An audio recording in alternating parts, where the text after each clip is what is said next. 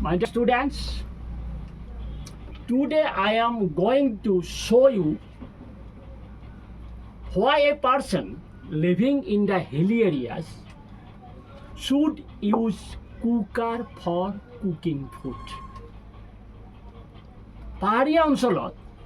মানুহবিলাকে কিয় কুকাৰ ব্যৱহাৰ কৰিব লাগে বা কৰে মই তাৰ কাৰণ আজি তোমালোকক পৰীক্ষা কৰি দেখাই দিম হ'ব এতিয়া সেইটো কৰিবলৈ মই কি কৰিছোঁ অকণমান জাষ্ট গৰম ইয়াৰ উষ্ণতা মোটামুটি 60 ডিগ্ৰীৰ বেছি নহয় চোৱা মই হাতেৰে টাচ কৰি দিছোঁ মোক পৰা নাই তাৰমানে 60 ডিগ্ৰী ওচৰা ওচৰি আছে পানীখিনি এতিয়া মই কি কৰিম এইটো চিৰিঞ্জ মই এতিয়া ব্যৱহাৰ কৰিম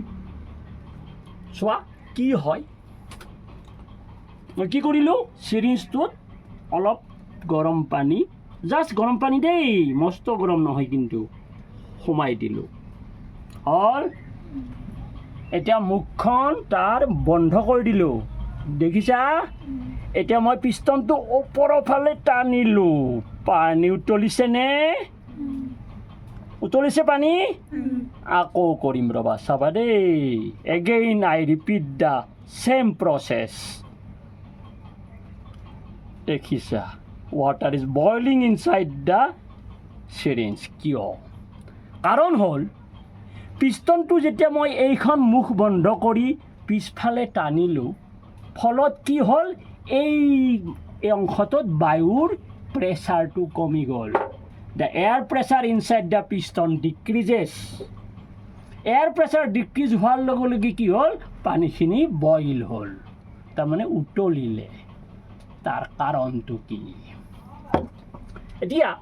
আমি জানো যে পানী বা যিকোনো লিকুইডৰ ক্ষেত্ৰত বইলিং পইণ্ট অৰ্থাৎ উতলাংক নিৰ্ভৰ কৰে বায়ুৰ চাপৰ ওপৰত on the pressure of air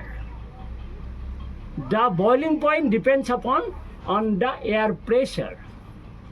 যেহেতু পাহাৰীয়া এলেকাত বায়ুৰ ডেন্সিটি কম বায়ুৰ ঘনত্ব কম তাৰমানে বায়ুৰ চাপ কম the pressure in the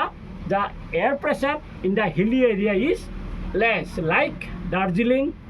Shillong etcetera so' তাত পানী কম উষ্ণতাতেই উতলে তাৰমানে মোটামুটি 80ৰ পৰা 90 ডিগ্ৰী চেলচিয়াছত কি কৰে পানী উতলে কিন্তু গুৱাহাটীৰ নিচিনা ঠাইবিলাকত আমাৰ ইয়াত এইটো পানী 100 ডিগ্ৰী চেলচিয়াছহে উতলিব সেইকাৰণে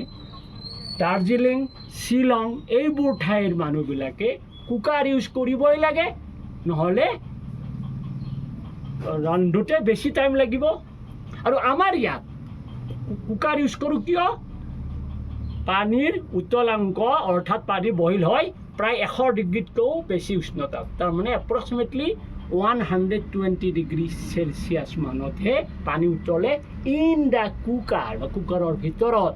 সেইকাৰণে মাংস বা টান যিবিলাক বস্তু সহজে সিদ্ধ নহয় সেইবিলাক বস্তু আমি কুকাৰত ভৰাই পেলাই সিদ্ধ কৰোঁ যেনে দাইল মাহৰ দাইল মচুৰি দাইল মাংস এইবিলাক বস্তু আমি কি কৰোঁ কুকাৰত সোমাই পেলাই বইল কৰোঁ যাতে সহজে এইবিলাক সিদ্ধ হয়